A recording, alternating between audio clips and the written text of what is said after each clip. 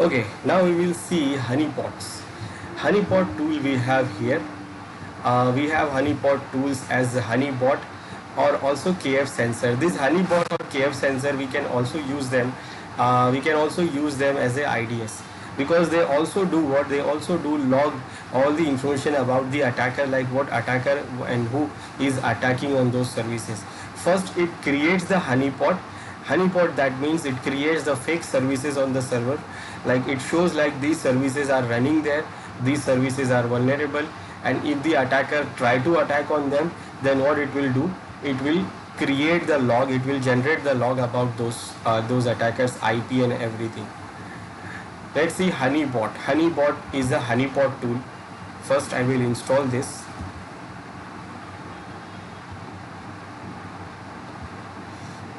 It's a graphical tool, and what it will do,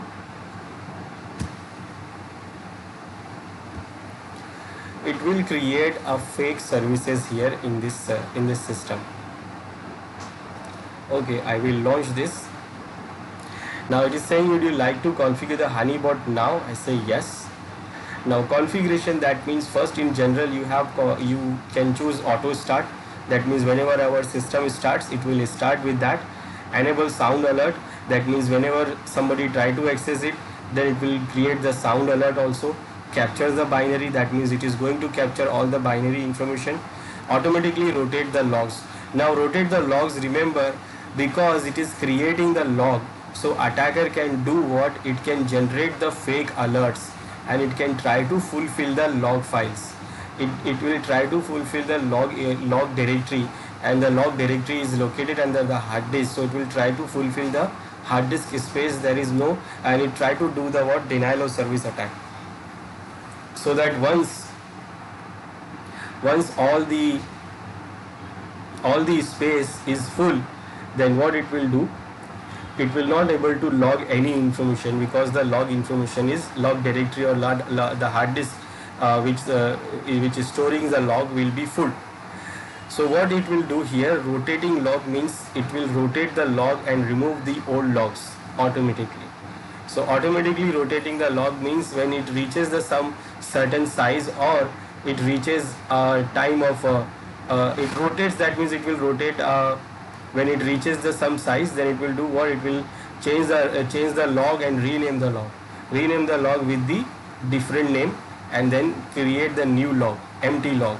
And after 4 rotations or some rotations, it will delete the old files. So automatically it will try to delete the file, so that it will not fulfill the space of your system. Now this is enable. This is the name for the server, that means this Honeybot server. Then email alert. So if we want to get the alert on email, so we can select this, and we can configure the email server, email port, and the email address we want to send this request. Like whatever happened to here, like someone try to attack on this, someone try to access it, so it will generate the mail alert and it will send it to this email address. Then we can go for export, and we can set the log also. Like whatever happened, it will generate the log to CSV format, or we can upload the log to server also. If we have a logging server available, then we configure the log to upload on directly the server. This will store the log locally, but we can store the log on server also. Updates, it will check automatically updates every time, and when it finds the new version, then it will download. So this is what I have configured here. I will say OK. And now here, if you see, it is starting these number of sockets. These number of sockets, that means it is started this number of connection here. So just after the configuration, it starts and it configures these number of sockets. Now what? Let's check it. So we'll go to other machine and we'll check this. We will scan this server first, that is it there or not. Now first, it is a honeypot. So what it will do, it will create a fake services there. Now I will try to see whether which services are running on that particular server. And for that, what I will do, I will use nmap command to scan. Nmap command I will use to scan. and I will scan for all the ports. So I will go for directly IP address, and I will see that whether it is showing something or not. Now what it is showing here is all the services available. If you can see here, it is showing all the services available. Now those things are not there, but still it is showing that these services are, these protocols are available. Everything. Even it is saying that the telnet is there, but telnet SSH it is not there. FTP is there, but telnet SSH it is not there. And it is saying all these ports are open.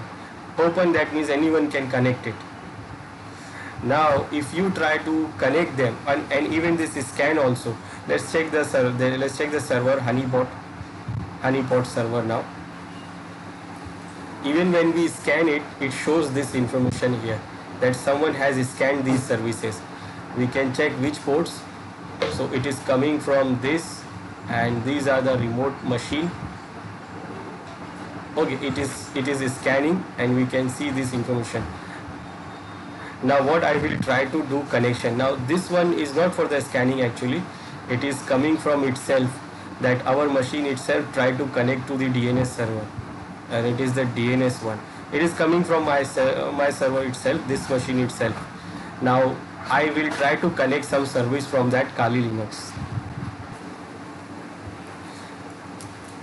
Now I will try to connect some services from here.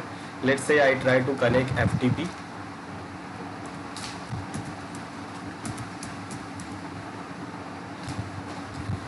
And I don't know username or password.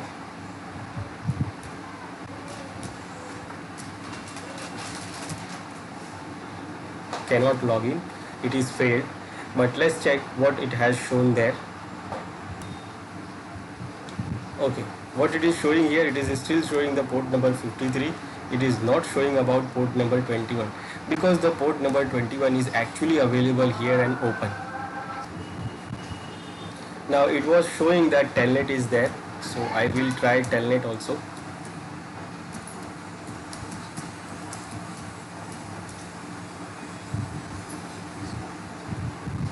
Now it is not connecting me, because it is just showing there, it is responding with this, but it is not asking me any other thing.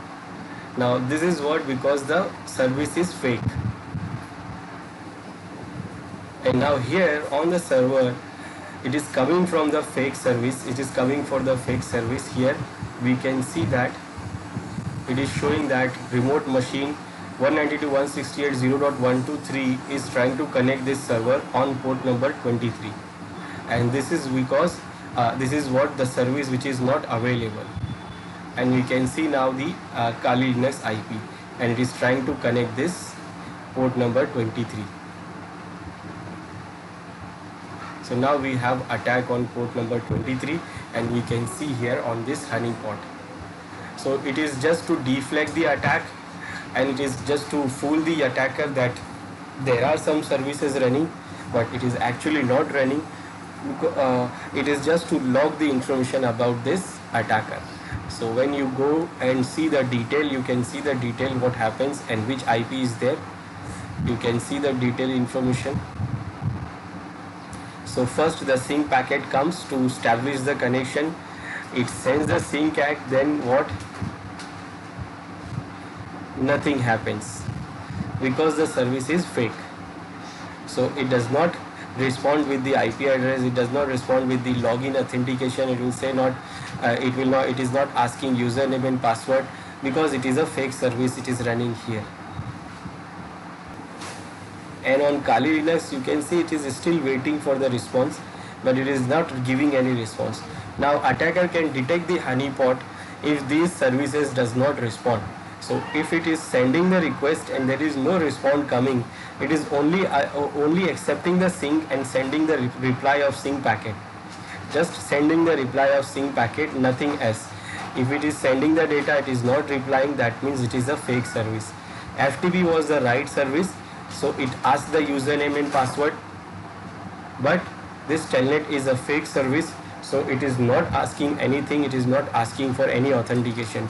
It is only replying, responding with the sync request to connection establishment, but it is not connecting, it is not establishing the full connection. So attacker can check that is it establishing the connection or not, and if it is not establishing the connection, the service, that means these are fake services running, and it is maybe the chances of honeypot. Now for stopping this, we can stop from here, and we can see here that it is stopped now. There is no socket showing here. So when this time attacker try to scan what services are running there, it will show nothing.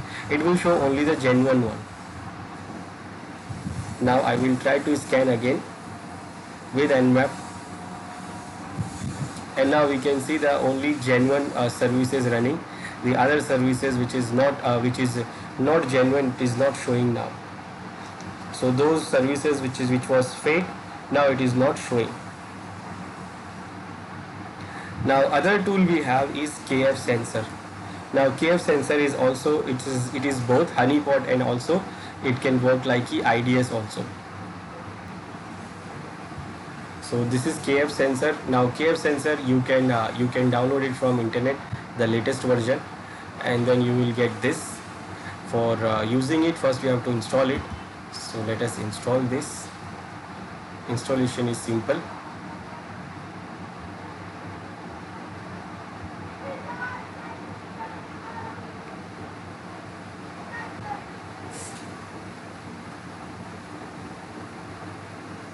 Now after installation, it is going to launch. This option is selected.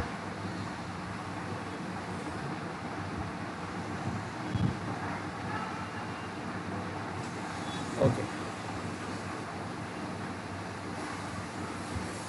This is help. Now after installation, first you have to configure it. So you will go to setting and you will open the setup wizard, and first you will go next here. Now here first you have to select all the things, like you want to detect port class to include the Trojans and worms, Linux services, Windows servers, Windows workstation, Windows application, everything. Then next, then the port numbers. Now here for the port numbers, we will deselect all this. This is for the port active native services. Now this means what? It is going to detect the services which is actually running on our server. So whatever the services is running on our server, it is going to detect that. So first I will remove this, then automatically it will detect that services which is running on the system. So I will remove all this. I will not take anything here. It is going to detect by self. Now for the domain name, I am going to leave it as it is default. Then this is for the sending mail to and from. That means if anything happen, so it will send and generate the mail, and it will send it to the user, which is mail we give here, and on the behalf of the email address also. We can give the to and from both email addresses. Now we don't want, so I will go next. Now here we can configure the settings like denial of service option. So you want to go normal or you want to go more cautious. So I will go more cautious. Port activity, it is going to how long a port should indicate activity after and after event. So how long you want, so I can go more than 3 hours or 3 hours. I will go with this 3 hours. Then proxy emulation, allow banner grabbings and loopbacks. That means it is going to allow the attacker to banner grabbing the services. So I will say allow. So it is allowed to make limited external connections. Then network port analyzer, this is to dump file are useful for detail analysis. So I will enable the dump file so that we can see the analyzed information in detail. So it is going to dump the file also. So this is what I have changes, and then I will go next, and then I will install this as a service. So whenever our system starts, this service will run, and the KF sensor will run as a service. So I will go with this next and then finish. Now as soon as when you configure this, it will show all these things here. Now these are the TCP services we have. These are the all well-known services of TCP, and these are the well-known services of UDP, and these are for ICMP also. Now whatever the services we are already running on this system, we can see it on this color. So this color means what? These services are already running on our system.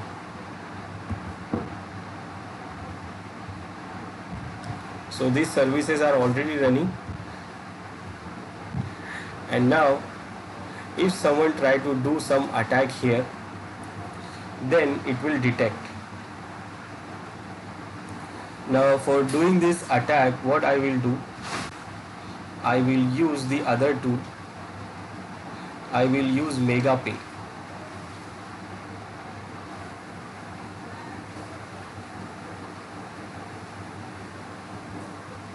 So I will keep this tool running here. As you can see, these options here, this is to start, this is to stop, and this is to restart. So it is already running here. We can see that this is running. So we leave it as it is. We will leave it as running here. Now this is Windows 10 machine. Here we will install the Megaping. Now the KF sensor is running on the server. So here I will install this tool, Megaping. This is used to do the different kind of scanning and attacks. So I will install this here.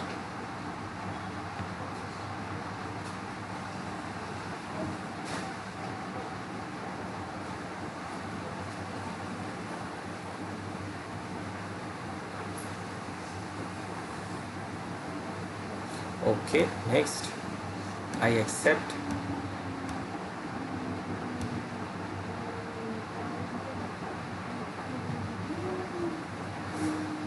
And I will launch this. Now it is okay, then I agree here, and now it is initializing and running.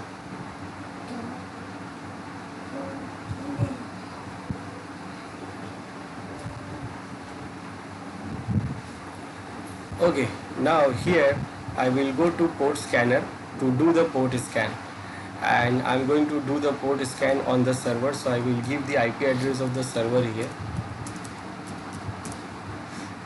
and this I will add here. And here what I'm going to do, I will select this, and then I will start. Now when I start, it will start attacking, start scanning the server with different ports. And we can see here it is start scanning for it.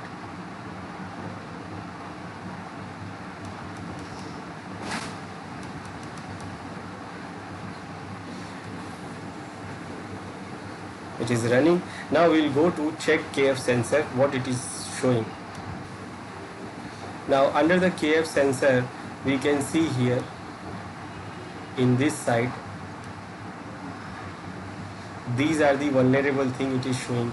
It is showing that the port 1 recently activated. The port 2, it is also. Now what it has here, so if you click on this, so you can see that it is coming from some here, port 1. It is coming from this machine, Win1. This is the Windows 10 machine name. This is recently, it can be a dead Trojan attack. That means it is showing that these ports are vulnerable. Somebody is trying to scan, and these ports are open, and it can be used to do this kind of attack.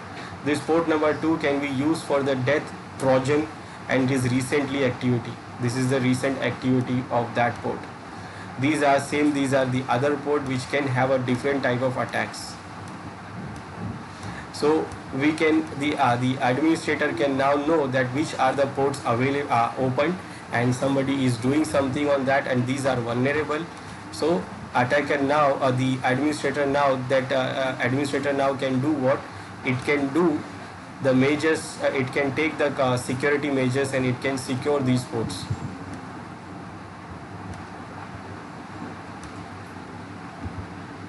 it can see the detail here, what is the ID and what is the port, what is this detail information and signature.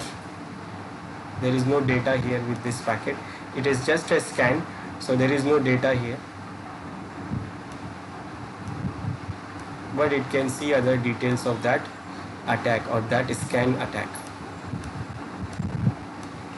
So with this KF sensor also, it opens the port, it shows that information that someone can do attack on these ports like the telnet. So somebody is scanned on this port, and this can be a vulnerable port, and it can be used to do the Trojan attack, it can be used to do the password attack. So now the administrators can do what? It can do the security measures, it can run the security measures, they can secure these ports. So this KF sensor is also IDS, and also it can use as a honeypot IDS. Now evading firewall and IDS, evading technique. Now first, in this machine, in this server, we have the services running. We have FTP also running. We can scan it. First I will go to Kali Linux and I will try to scan it. Now from the Kali Linux, when I scan this server,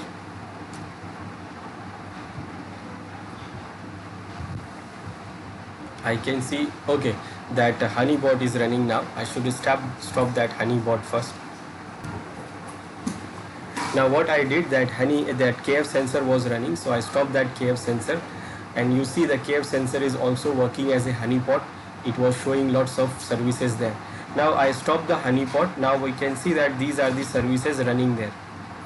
Now what I will do, I will start the firewall there.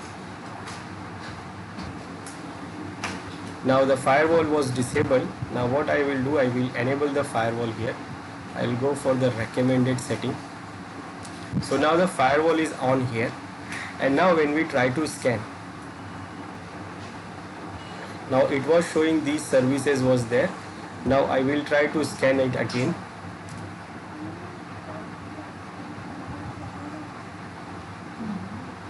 Now again it is showing these services are there. Now it is not showing what? It is actually not showing this FTP. It is not showing that FTP service is running. Why it is not showing FTP? Okay, why it was not showing FTP? Because under the firewall, under the advanced setting, there is a rule in inbound traffic. It is to block the FTP. The rule is saying that it is block. FTP is block, and it is blocked for all the IP addresses. All the local IP addresses, all the remote IP addresses, it is blocked. So it will not reply to these addresses. It is saying anyone who is trying to access it, it is not going to allow because it is blocked. It is blocked now. And that is why it was not showing that FTP when I try to scan it from there. So because of that, it is not showing that FTP service. It is not showing that the FTP service is running there when we scan. Now what attacker can do here? Attacker can do what? And one more thing, the IDS, maybe the IDS will be also there. Now when the services, when the attacker try to attack on services, try to scan the services or try to see what services are there, so IDS will detect it. What kind of attack you will do? You will do the list ping attack. You will do the if you try to do the list ping, Nmap list attack, you will do the null attack, Xmas attack, fin attack. If you try to do those other kind of attacks, also the IDS will detect. Now to fool the IDS, how the IDS generate the alert? When you see, you send a lots of requests within a short period of time, then it can generate the suspicions. So what attacker can do? Attacker can do what? It can use the time delay option here in Nmap for scanning. Then also attacker can do what? To fool the firewall, it can use the fragment attack. Fragment attack, that means it will do the fragment. It will fragment the packet so that it will not be detected by the firewall. So for fragmenting the packet, what I will do here, first I will start the Wireshark so that we can see what is actually happening here. So I will start the firewall or Wireshark here.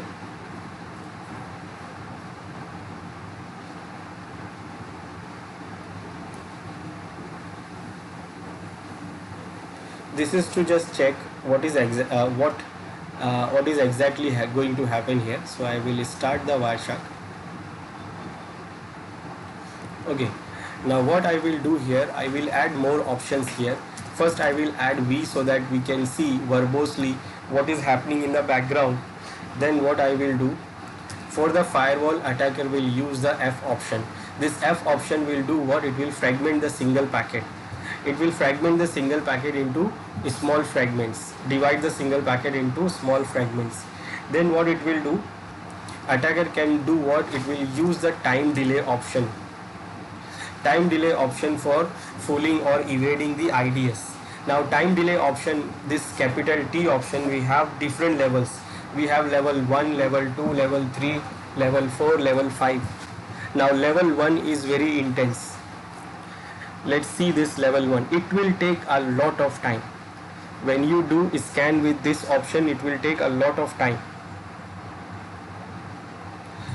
Let's try this now first. Now see, I'm using 1 here. Now when I press enter, it will start scanning and we can see in the Wireshark what is happening here.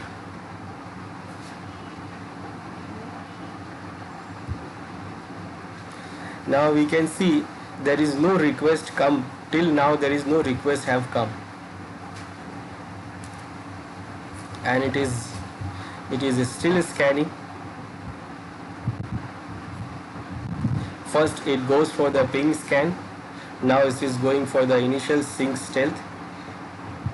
And now it is scanning the ports. Now what is happening here, if you see detail, you see there is no request coming here. But suddenly some request come. Now remember, now this is the request. And remember, it is going to take a lot of time. Then again it goes silent. That means what this Nmap do what? It will send request for one port, then it will wait, and it will wait for the long time, and then it will send the request for the other port. So by doing this, it can evade the IDS. It will not generate the alert because it is doing very slowly and very stealthy way. Now I will stop this to see what is happening here. Now what is happening here, if you see, it is using the time delay option here. And when you see, till now it is not happen anything. Till now there is nothing happening. Till now there is nothing happening, and then suddenly it sends a fragment first. And you can see it is dividing the fragment. First fragment, second fragment, and then the sync packet comes. So this sync packet is actually fragmented into 2. And what it is sending this sync packet for some service. And then again it stops. And then again it doesn't do anything. And then after some time it will send the second sync request for scanning the second packet. And also it is divided into fragments.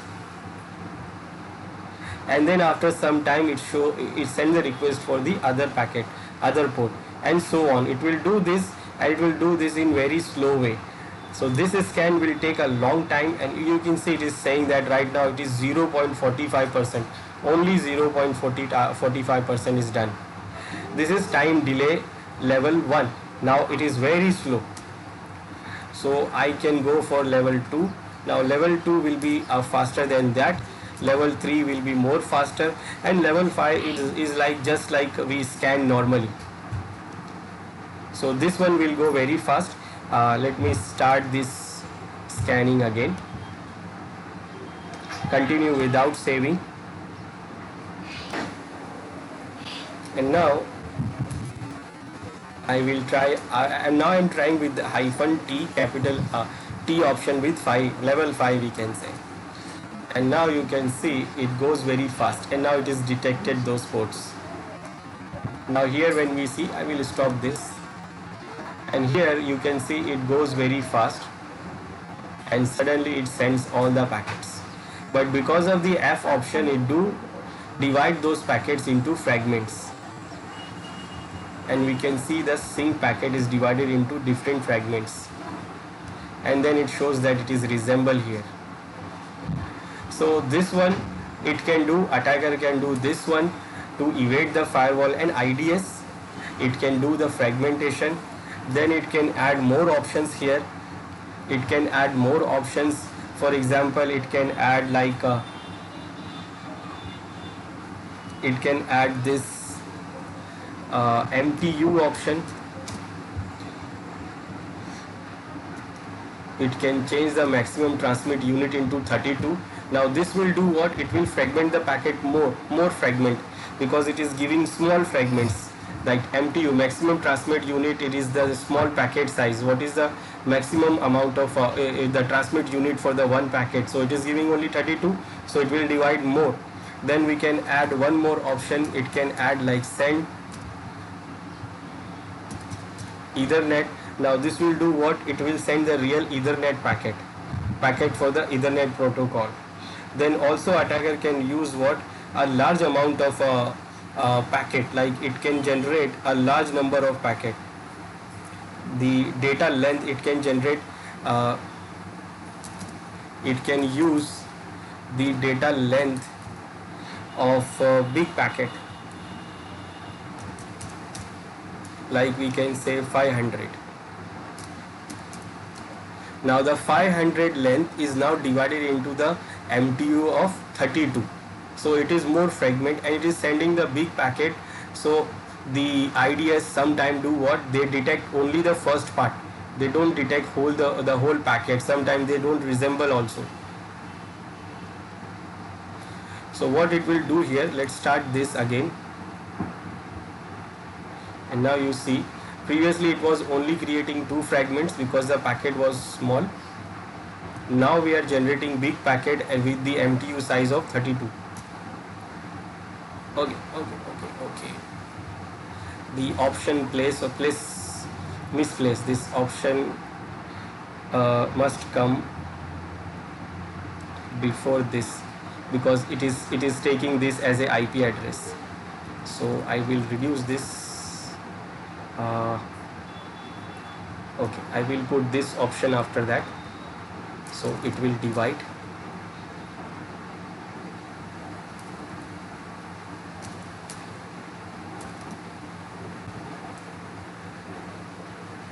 Okay.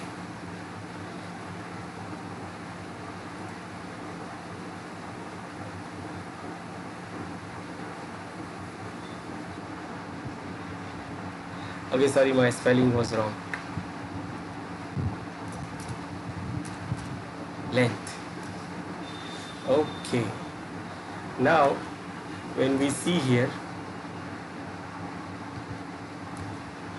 okay, it is done here.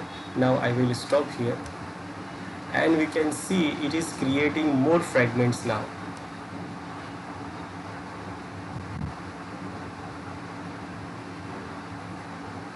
Now here we see this, that for only one packet, you see the sync is here, then it creates more fragment for the sync ACK. Then it is creating more fragment for this reset packet. This is the sync packet and this is the fragments. So it creates more fragments of 32 bits, 32 byte, and this is total 500. We can check here.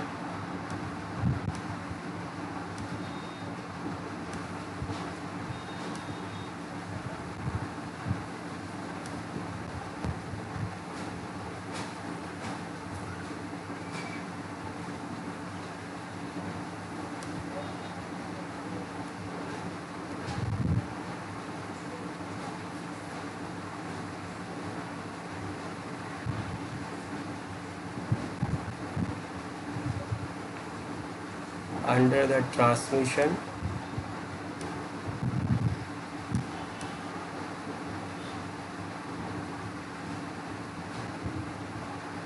we can see the length. TCP length segment is 500 and these are 32 byte. Each fragment is what? Of 32 byte. it is having a data of 32 byte, and then when it combines, so total size is what, 500. Total size is 500. So attacker can do this to evade the firewall and IDS, and also it can use the source routing. Source routing, that means it can use the IP, it can spoof the IP address of allowed system. So it can spoof the IP address of the allowed system, so that it will the remote system, the firewall, thinks that the machine who is doing the who is scanning or who is doing the attack is the machine which is allowed machine. For example, what I'll do here,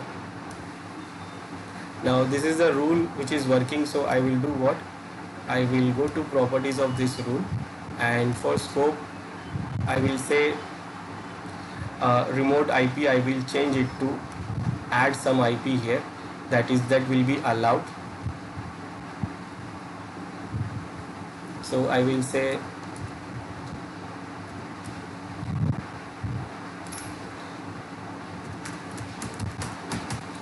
this IP is allowed, and I will change the rule to allow. Now that means only one IP is allowed and rest of the IPs are not allowed. And now let's see. So now we are checking it. We have created the allowed rule, but still it is not showing FTP here, because FTP is denied. FTP is denied, only allowed for only one IP, or only have allowed for those some specific IP addresses. So attacker can do what? It can change the IP address, it can spoof the IP address, it can use the spoofing attack, and it can use the spoofing attack to evade the firewall. And for that it can use the IP address which is allowed. So what it will do first, it will add first this option. Now this option will do what? It will not ping the server. That means by default the Nmap do what? It will check the server to ping the server first, whether the server is running or not. First it will check the server is running or not by using the ping, and then it will go for scan. But because I am trying to spoof the IP address, so I should not use the ping, because ping it will do by its own IP address. Then what, I will use -s option, and then I will use the IP address which is allowed, and I will start the scanning also.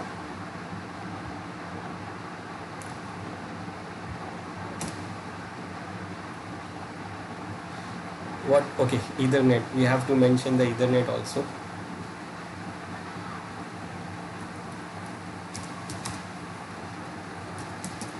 ETH0.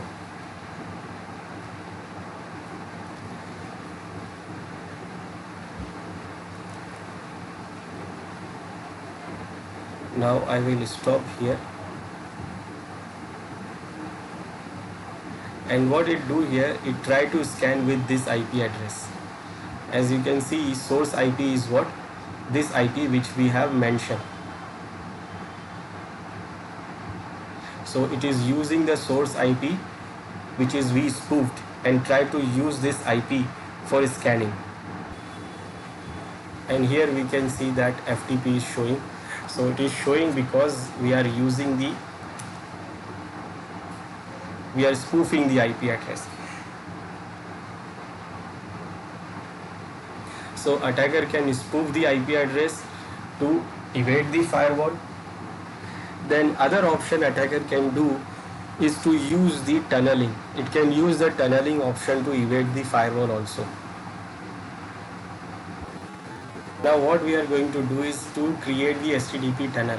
Now for example, this server is having the FTP service running here. Now FTP does not come alone in Windows, it comes with the IIS service. That means the HTTP service is also running there. Now this server is also having HTTP services running here. Now what we'll do here, the attacker will send the request, it will create the tunnel here with this server and with this server. It will create the tunnel of HTTP. and then from that tunnel what we'll do, we will send the FTP data inside the tunnel. Now the firewall see that this is what FTP data. The tunnel will be created from this attacker's machine to this FTP server, and it will use this other host as a tunnel host. So it will use this host to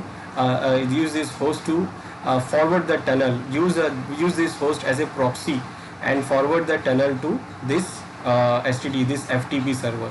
So FTP server feels that it is connecting the HTTP request from this server, but it is actually getting the FTP data from that inside the tunnel. It will get the FTP data. So this is we are using this machine as a Windows 10 machine where we have the FTP services running, and these are two machines of 2016 servers. So I'm going to use these two servers to create the tunnel. This machine will be the attacker machine, and this one will be used as a proxy. So this is our design. So we have these three servers running. This is our Windows 10 machine which is hosting the FTP, and we have the other machines. This is the machine which is going to use as a proxy. This one is also having the IS services installed. And now what I will do here, I will use the other machine as an attacker. Now this server, it is not having IIS services installed, but this one we are going to use as a attacker machine. So what we will do first, if the IIS services are not there in that machine, which is we are going to use as a proxy, so we should install that. Before that, what I will do, I will check from here that whether we can connect the FTP services or not. So I will start the FTP. I'll start the command prompt, try to connect the FTP services on that server Windows 10. It is not allowing us. Why? Because there is a firewall, or maybe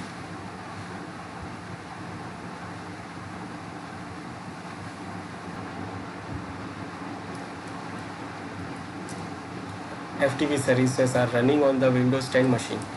Now it is running, but there is no firewall there to stop. We will create the firewall. Now first I will make sure that the server, this other server is having the IIS services running properly, and then what I will do, I will use the tool STT host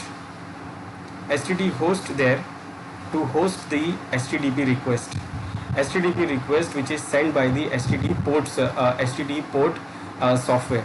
So for doing this tunnel we need two softwares, HTTP host and HTTP port.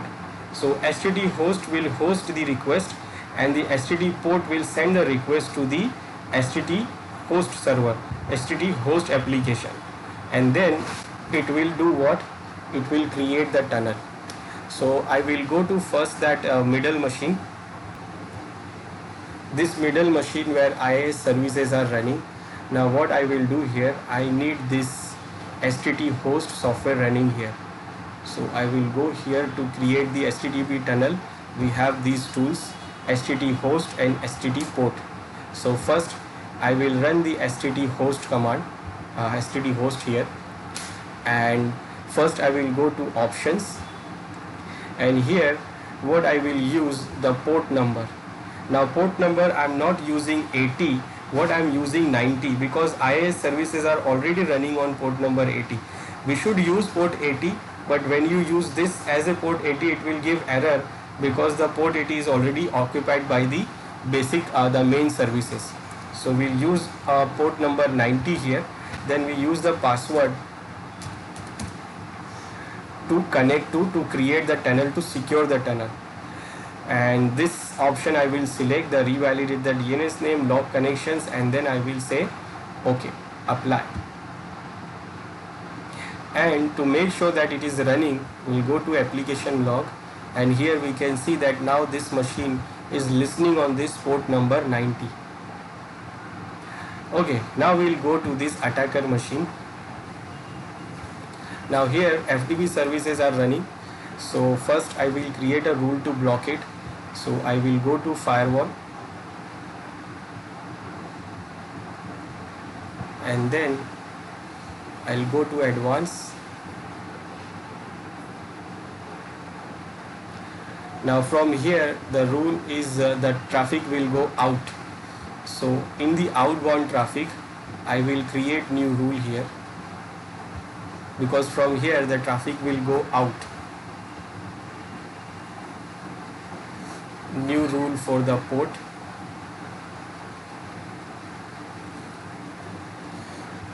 and port number 21, and then this is for all IP addresses, and what I am going to do is to block the traffic for all the profiles. And this is, I am saying that FTP must be blocked. Now the rule is running, and now when I try to connect again,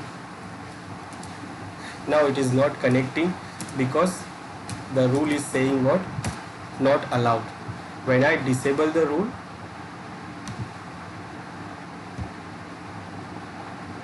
then I can connect.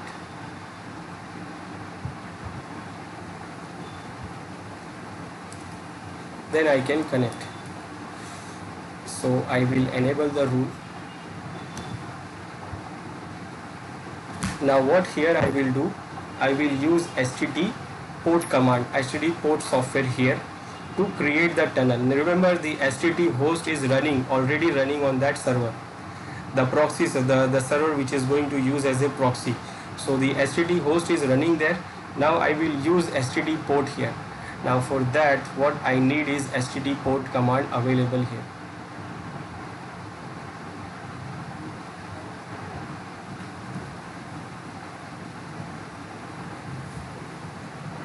And now my machine is getting slow.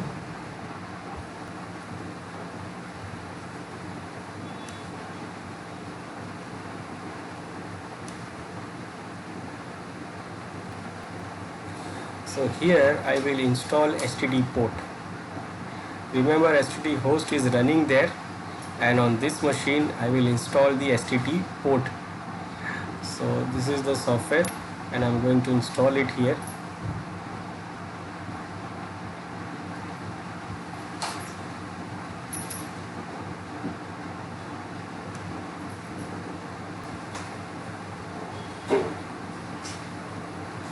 Okay, now this STT port is installed here. So I will start this.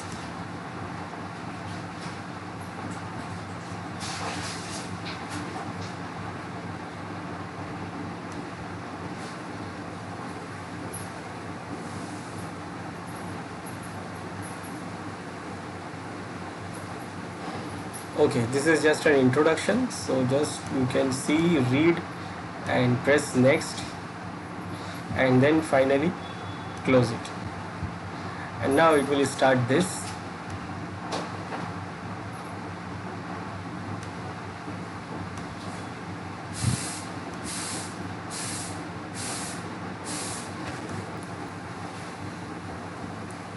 Now here what I will do, first I will add the IP address of that STT host machine which is running that STT host software.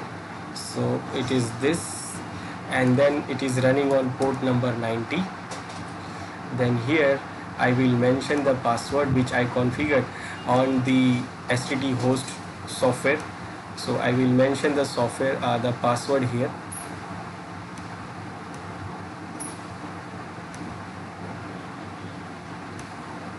And I will use for remote host. This is for bypassing. So bypassing mode will be remote host, and this is the IP address of that remote host, and the port number is 90, and the password which we have configured on that STT host machine. And then we will configure this port mapping. Now under the port mapping, I will create new port mapping. So I will add here new, and this is for testing FTP. Port number, local port number will be 21, and remote host. So here I am going to give the IP address of the machine which is hosting the FTP service, that is this Windows 10 machine, and on that which port number, so 21, this is for 21, that means FTP.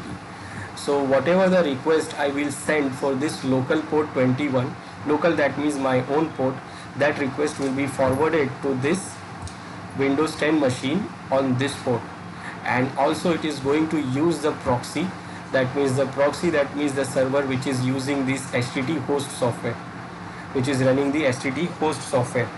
So after configuring this all, I will start this HTT port command, and then I can use to connect. So I will say start here, and now this one is starting, so we'll don't close this one, and the HTTP host is also running on that proxy machine. And now I will try to connect the FTP again, and now you can see it is not allowing me to connect. Now why it is not allowing me to connect? Because I am trying to connect it directly. Now I will try to connect through the proxy. Now remember, through this HT port. Now here I have configured that the port will be local port. So what I will do here, I will try FTP on 127.0.0.1. that means I am trying it on for my local port, my local machine, and local machine I am using port number 21. So it is going to redirect this local machine port number 21 into remote machine, that is 16.0.0.10 on port number 21, by using the proxy of that machine which is running HTTP host software.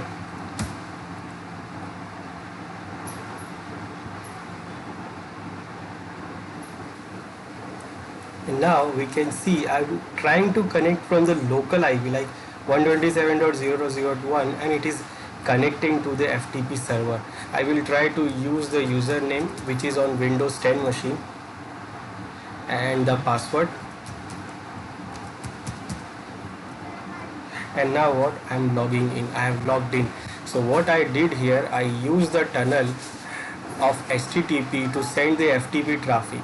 So what it do, it send locally, and the locally what this HTTP port do, local, when you send the traffic to the local port number 21, it will send it to the Windows 10 and Windows 10 IP and on the port number 21, and using this proxy of that other Windows server which is 16.0.0.2, which is running on port number 90, which is running the HTTP host option, HTTP host software.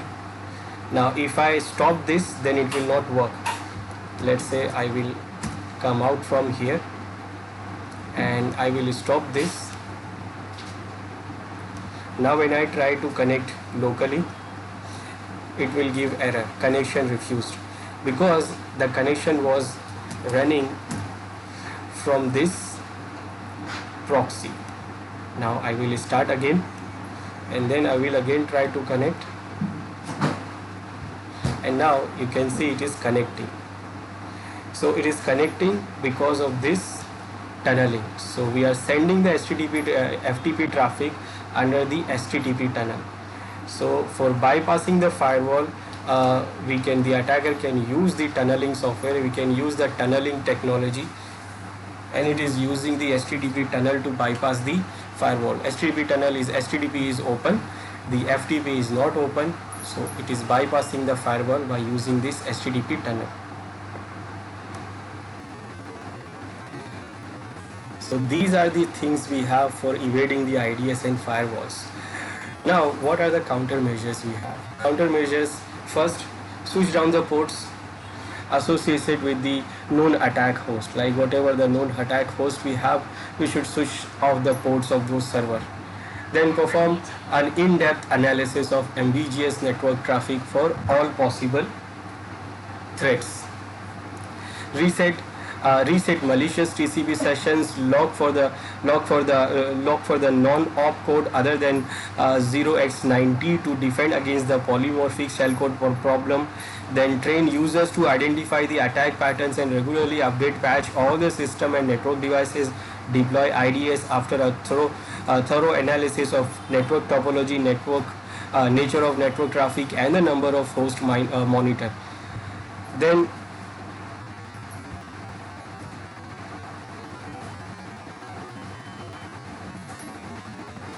use a traffic normalizer to remove potential ambiguity from the packet stream before it reaches to the IDS. Ensure the IDSs normalize the fragmented packets and allow those packets to be reassembled in the proper order.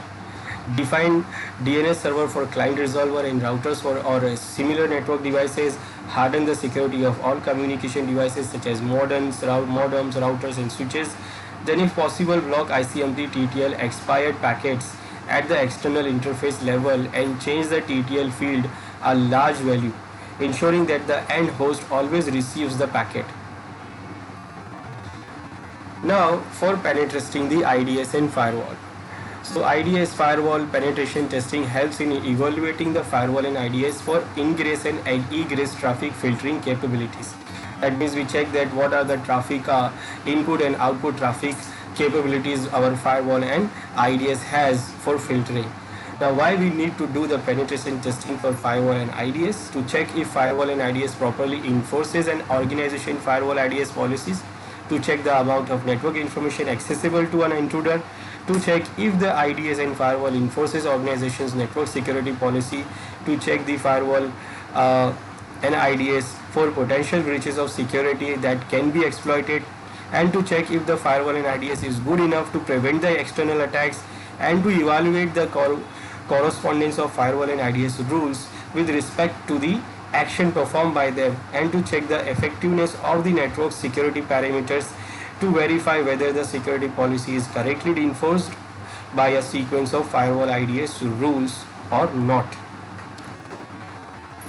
So this is the steps for the penetration testing. First, footprint the target, then perform the port scanning to detect the firewall type or firewall detect. Now when the firewall is detected, then what will do?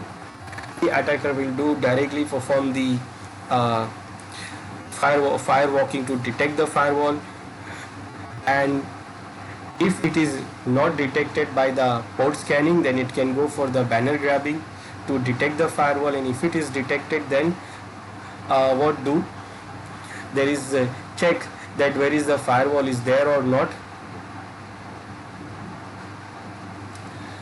Then